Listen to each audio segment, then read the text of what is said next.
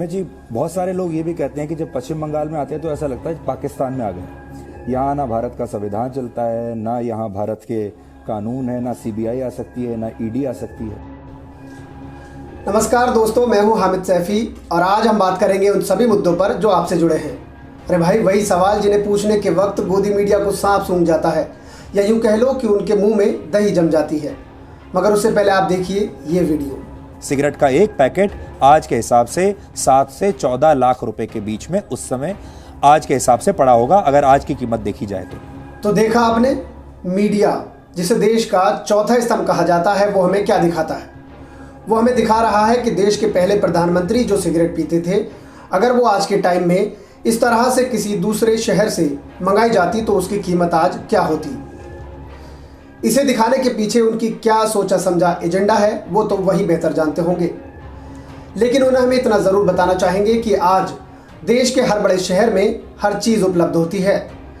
तो भाई साहब, बहकाना छोड़िए और कभी देश की बढ़ती महंगाई, बेरोजगार युवा, आसमान छूती गैस और पेट्रोल की कीमत पर भी बात करके देखो, और ये भी बताओ कि वो किस वजह से गरीब इंसान को भूख से मरने पर मजबूर कर रही है। और हाँ, सिगरेट से याद आया कि आप कुछ दस्तावेज हाथ लगने पर नेहरू जी के शौक को सार्वजनिक करके बता रहे हैं कि आमतौर पर लोग ऐसी आदतों को छुपाते हैं, मगर आजकल तो लाइव डिबेट में भी लोग हर फिक्र को धुएं में उड़ाते नजर आते हैं।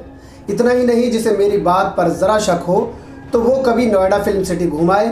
बहुत सी विश कन्याएं जो दिन भर टीवी पर लोगों की रगों में जहर घोलने पर तुली रहती हैं, वो भी ऑफिस के बाहर सिगरेट के धुएं के छल्ले बनाती नजर आती हैं। खैर, हम उनकी निजी ज़िंदगी में नहीं जाना चाहते क्योंकि वो काम गोदी मीडिया को करने दो। हम बात करेंगे बंगाल चुनाव की और बीजेपी के आईटी सेल की। सबसे पहले आप स्क्रीन पर दिखाए जा रहे इन 4 ट्वीट्स को देखिए।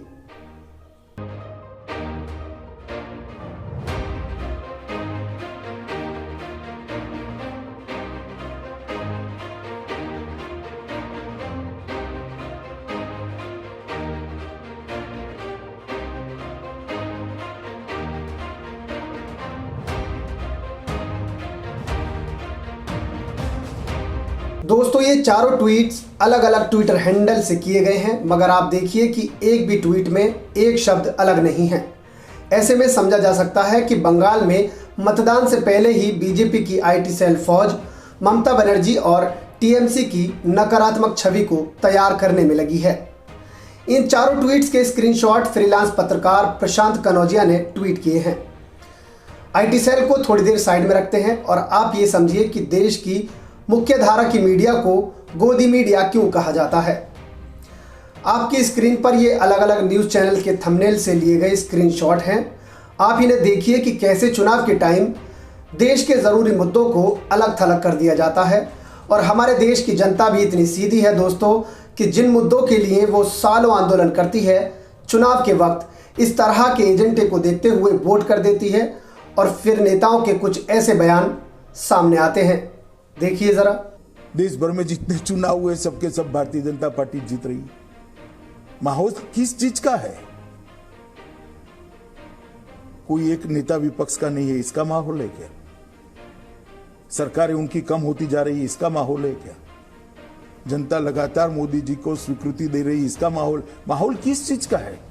अगर आइवरी टावर में किसी ने जिनाई है तो कौन रोक सकता है भाई उसको? दोस्तों, बंगाल चुनाव के मतदान से पहले ग्राउंड रिपोर्ट दिखाने का दावा करने वाली गोदी मीडिया के बड़े बड़े एंकर नोएडा के करीब दिल्ली की सीमाओं पर आंदोलन कर रहे किसानों के पास तक जाने की जहमत नहीं उठाते।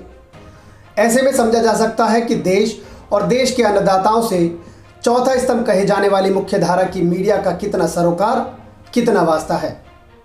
मगर अफसोस कि फिर भी हम और आप लोग चुनाव के वक्त अपने ज़रूरत के मुद्दों को भूल जाते हैं, जिससे ये लोग खुलकर फेक न्यूज़ फैलाते हैं, किसी के भी खिलाफ प्रोपोगंडा फैलाते हैं। इतना ही नहीं, इनकी इन्हीं हरकतों के चलते कई बार कोर्ट को भी इन चाटुकारों को फटकार लगानी पड़ती है। अब आप सुनिए कि कैसे आपको कुछ चाटुकार बीमार करने पर तुले हैं। जी हमें जी बहुत सारे लोग ये भी कहते हैं कि जब पश्चिम बंगाल में आते हैं तो ऐसा लगता है पाकिस्तान में आ गए। यहाँ ना भारत का संविधान चलता है, ना यहाँ भारत के कानून है, ना सीबीआई आ सकती है, ना ईडी आ सकती है। आप जब यहाँ पर आते हैं आपको भी क्या ऐसा ही महसूस होता है कि आप एक और किसी दूसरे देश में या देखिए- ऐसे प्रदेश में आ गए हैं? दोस्तों, आपको याद होगा कि एक बार फिल्म एक्टर आमिर खान ने अपने इंटरव्यू में बोल दिया था कि उनकी पत्नी बोलती हैं कि देश के हालात अच्छे नहीं हैं, तो गोदी मीडिया ने उसे मुद्दा बनाकर देश में हिंदू मुस्लिम के बीच की खाई को किस तरह गहरा कर दिया था। मगर आज जब खुद गोदी मीडिया का एक एंकर देश के राज्य को पाकिस्तान जैसा दिखने वाला वाहियात सवाल पूछता है तो अफसोस कि उस पर कोई सवाल खड़ा नहीं करता। अब आप देश के गृह मंत्री अमित शाह के दिए गए इंटरव्यू में कही गई इस बात को ध्यान से सुनिए। इतना पूछना चाहता हूं ममता बनर्जी सरकार से कि बंगाल के गरीब किसान का क्या दोष है कि इसको ये 6,000 रुपया नहीं मिल रहा है। मगर मोदी जी ने आश्वस्त किया, चिंता मत करिए, भारतीय जनता पार्टी की सरकार आते ही पुराना भी देंगे और नया भी देंगे, उनका जाएगा नहीं। इनके बैंक अकाउंट के अंदर कट मनी के बगैर सीधा ट्रांसफर कर देंगे। गृह मंत्री कहते हैं कि प्रधानमंत्री किसानों को जो लाभ देना चाहते हैं ममता दीदी उन्हें देने से रोक रही है। मेरा गृह मंत्री जी से सवाल है कि जिन राज्यों में आपकी यानी भाजपा की सरकार है उन राज्यों के किसान क्यों 100 दिन से भी ज़्यादा दिन से धरने को मजबूर हैं, और मन की बात करने वाले प्रधानमंत्री किसानों की मौतों के बाद भी क्यों इसका कोई समाधान नहीं निकालते। सरकार अच्छे दिन के वादे के साथ देश की सत्ता पर काबिज हुई, मगर इन अच्छे दिनों में देश में बेरोजगारी का क्या हाल है उसका अंदाज़ा इस बात से लगाया जा सकता है कि यूपी के जनपद बुलंदशहर में 5,000 की नौकरी के लिए जहां 60 संविदा कर्मियों की ज़रूरत थी, वहां 600 से ज़्यादा पढ़े लिखे युवा बेरोजगारों द्वारा आवेदन किया गया, यानी 10 से भी ज़्यादा गुना। और हैरानी की बात यह है कि इन आवेदनकर्ताओं में ज़्यादातर लोग ग्रेजुएट और पोस्ट ग्रेजुएट थे।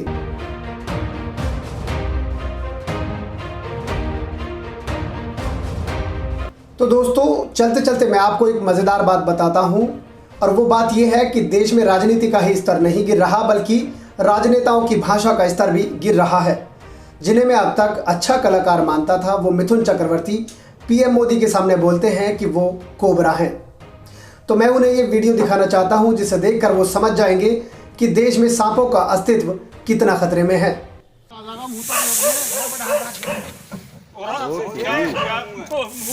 पूरा मुंह फाड़ रहा।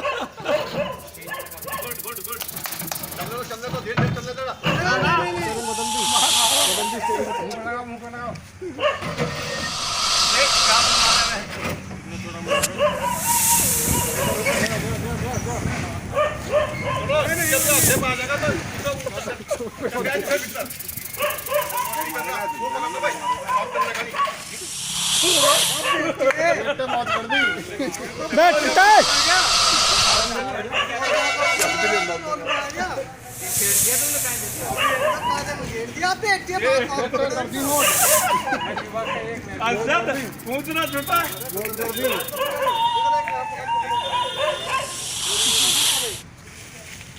कितनी चालाक पूरा सौंग अपना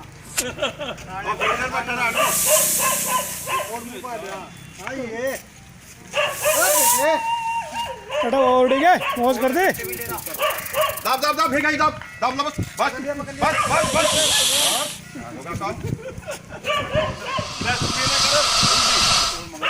किसने क्यों डर रहे साहब? आप पूरा अपना सेफ्टी प्रिकॉशन करके चल ले। बना रहा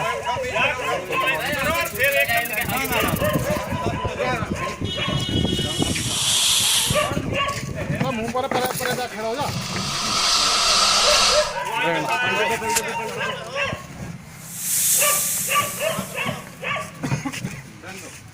सारा नहीं मान रहा, अब नहीं मान रहा, अब तो पूरा रोल में आ गया। पकड़ो भाई पकड़ो, मंदिर में चढ़ गया, जंगल में जा गए, जंगल में चले जा। अच्छा पकड़ना चला जाकर वो ले हथियार ले उठा कर पेड़ पे देखो कैसे रोल में तो मानना ही और तुम बेटे मौज ही कर दी। बेटे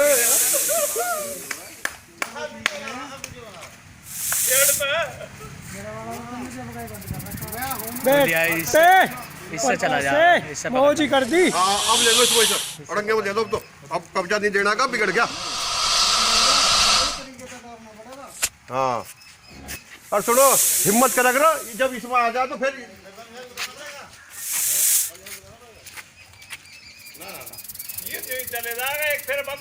और हाँ, जाने से पहले इस वीडियो को लाइक कर दें और कमेंट बॉक्स में अपनी राय ज़रूर दें। और अगर आपको ये वीडियो पसंद आई हो तो इसे शेयर कर दें। और अगर अभी तक आपने हमारे चैनल को सब्सक्राइब नहीं किया है तो चैनल को सब्सक्राइब करके बेल आइकन दबा दें ताकि कोई भी वीडियो आपसे मिस ना हो सके। मिलते हैं अगली वीडियो में। नमस्कार, आदाब। मेरे चैनल को सब्सक्राइब करें और हाँ, बेल आइकन दबाना बिल्कुल ना भूलें।